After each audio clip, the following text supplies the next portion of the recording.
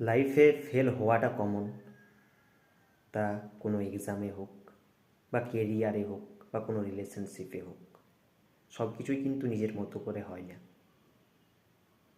তো just one thing মাথায় রাখবে, যখনই লাইফে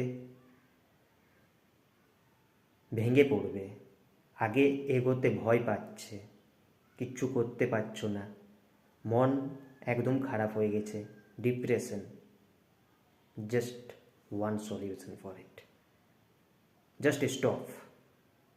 কিচ্ছু করতে হবে না, জাস্ট স্টপ, থেমে যাও। আর দেখো তুমি কি চাও লাইফে, তোমার লাইফ কেমন হওয়া দরকার সেটা ভিজুয়ালাইজ করো।